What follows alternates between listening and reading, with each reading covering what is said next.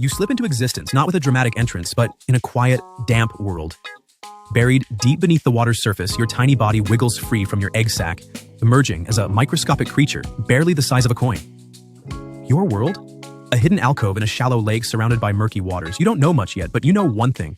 You're completely dependent on your mother who left you as soon as she laid the eggs. Not much of a family bond, huh? You're on your own from the get-go. Your siblings are everywhere, just as helpless as you.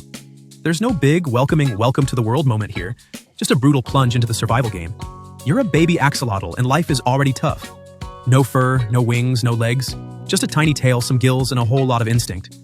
The water is warm, but it's also full of danger. A lone fish could swallow you whole without a second thought. The world around you is a maze of swirling currents and floating debris. There's no shelter to hide in, no comforting arms to protect you. The lake bottom is your only friend, and even that can be treacherous. As a baby axolotl, you don't have the luxury of resting. You have to keep moving, keep hiding, keep breathing. But you're not completely defenseless. Your tiny gills flap as you breathe in the water, and you move, albeit sluggishly. Instinctively, you stay close to the lake bottom, hiding in the mud to avoid predators. Every time you feel something brush past, your tiny heart races, and you freeze, hoping to remain unseen. Your survival depends on staying hidden, blending in with the mud and algae that surround you. It's not a life of excitement, but it's all you know.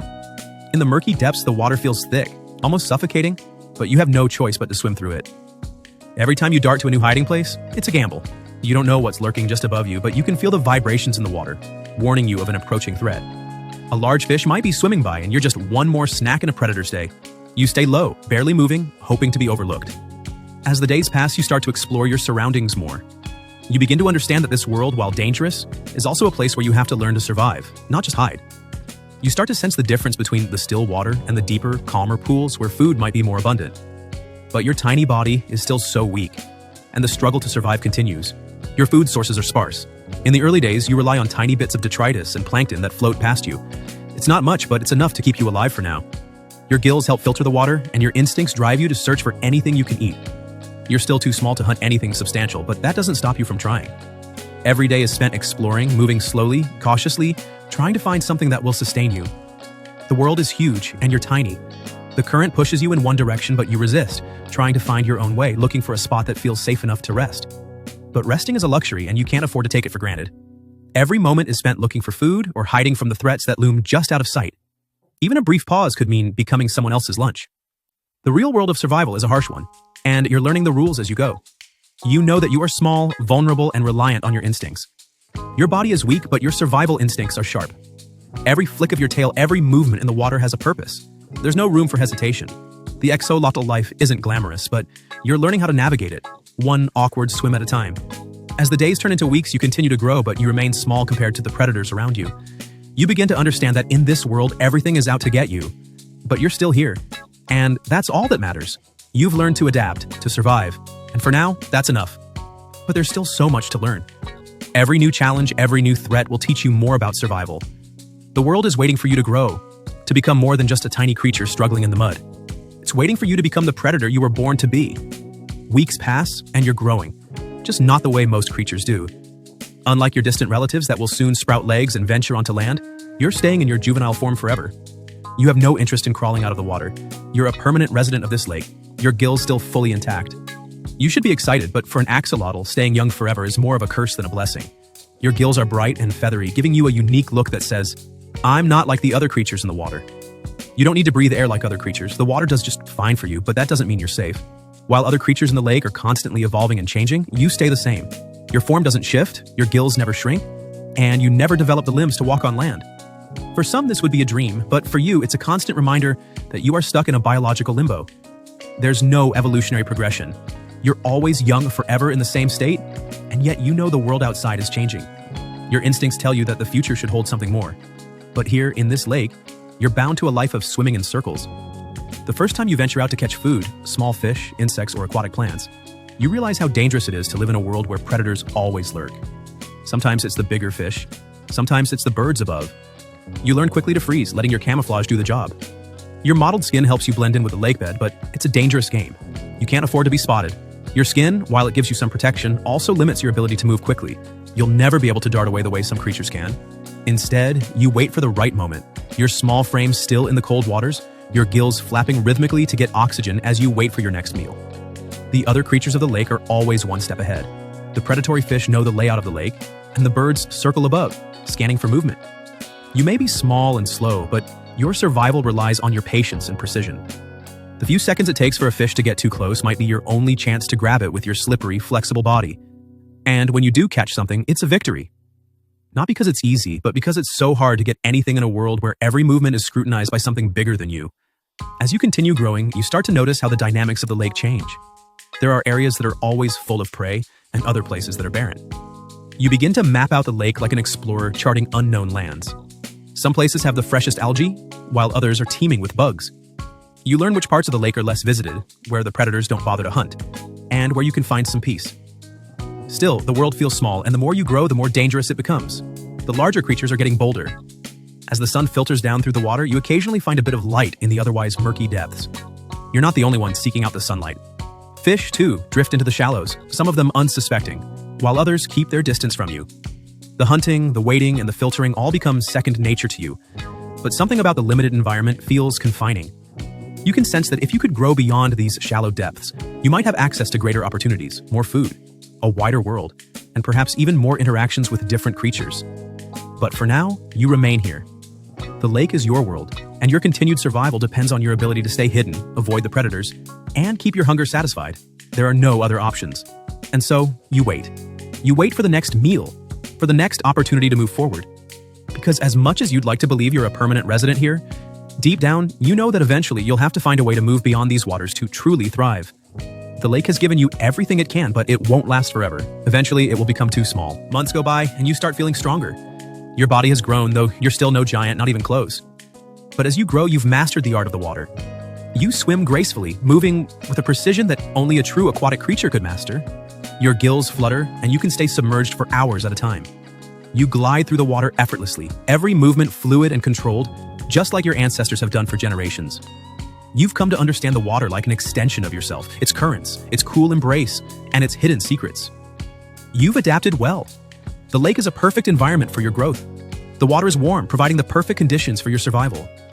As you dive deeper, you can feel the gentle pull of the currents around you, and you've become a master at using these currents to conserve energy.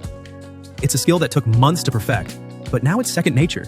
You're not just swimming, you're floating, gliding, and almost merging with the water itself. Your gills have become efficient at extracting oxygen, and you no longer need to surface for air, unlike those creatures that need to pop their heads up for a breath every few seconds. But there's one thing you don't have that other amphibians do: legs. The idea of having legs, of crawling out of the water and onto solid land, always pops into your mind when you see frogs leaping across rocks or lizards basking on the shore. Could you be like them? Would the land offer you freedom, or would it be another dangerous territory? The thought disappears quickly. Your life is here in the water, and you know it. The more you swim, the more you realize how perfectly adapted you are to this life. Your smooth, slimy skin helps you glide through the water with almost no resistance. Your tail propels you effortlessly, and you find peace in the repetitive motions of your body.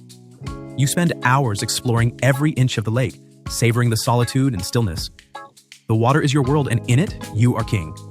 However, as you get older, your once quiet lake begins to feel more and more crowded. Other creatures, even other axolotls, begin to compete for the same food. You've become territorial, marking your space in the lake, keeping the younger ones at bay. The once tranquil waters now feel tense, with every ripple a reminder that survival is a game of constant competition. You're no longer a passive observer of your surroundings. You've learned to guard your territory, to chase off the young and assert your dominance. The lake, once a place of peace, is now a battleground. The competition for food grows more intense as the days go on. Other axolotls are quick to grab the best algae patches and the juiciest insects, and you've had to adapt. You've become smarter, faster, and more aggressive. You've learned how to outwit your competitors, using your sharp instincts and quick reflexes to catch the tastiest morsels before they do. And while you've become an expert at finding food, you also know that you must be vigilant. Predators still lurk in the shadows, and your survival depends on your ability to outsmart them. At the same time, you begin to feel the weight of your responsibility as a dominant figure in the lake. You're no longer just surviving, you're thriving. You have to continue asserting your position to keep the younger axolotls in check. You know that if you slack off, if you stop pushing forward, you'll be replaced. The lake doesn't care about your age or your history, it only cares about who's strong enough to survive. And you? You're strong, you're fast, and you're not about to let anyone take that away from you. But even as you assert your dominance, you still have your moments of doubt. The world outside the water is a mystery, and you wonder what lies beyond the depths of your lake. What if you could live on land, like the frogs you see hopping along the shore? But that thought vanishes just as quickly as it came. You are an axolotl and the water is your kingdom. You don't need legs to rule. You only need your sharp instincts and your relentless drive to survive. As you grow into adulthood, things begin to change.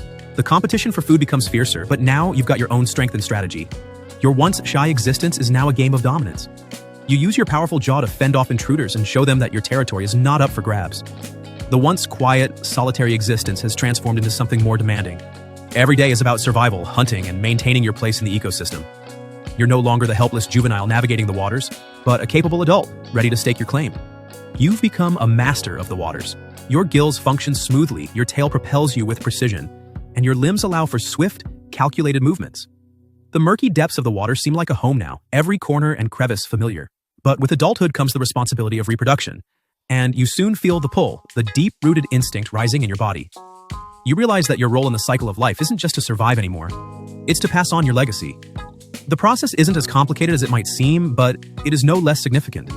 Your entire life has led to this moment. There's no grand display of courtship, no intricate dances or songs to woo a mate. For axolotls, the process is efficient, almost clinical. You find a mate and the interaction is brief, a quiet encounter in the stillness of the water. You release your sperm, and she releases her eggs, each of you doing your part to continue the cycle. The eggs will be left in the water, tucked into hidden crevices where they will hopefully develop undisturbed. The process is simple, yes, but it marks the continuation of life, your life, and the legacy of your species. This quiet, seemingly insignificant moment of reproduction feels heavier than expected. There's something undeniably profound about it. No fanfare, no drama, just the continuation of life.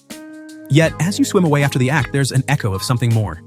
Maybe it's the realization that you've now passed the torch on, ensuring that another generation of axolotls will take to the waters you once navigated. Perhaps it's the quiet acceptance of the inevitable. Life goes on, and for the time being, the waters remain your domain. Though you may not live long, the impact of your existence is felt in the movement of each new axolotl. In the quiet depths, new life stirs, and you are left with the comforting knowledge that your genes, your experiences, and your survival instincts will carry on. And as your time in the water dwindles, you have the knowledge that you have fulfilled your purpose: survival, reproduction, and the perpetuation of life in the murky depths you've called home. As you age, your body starts to feel the wear of time.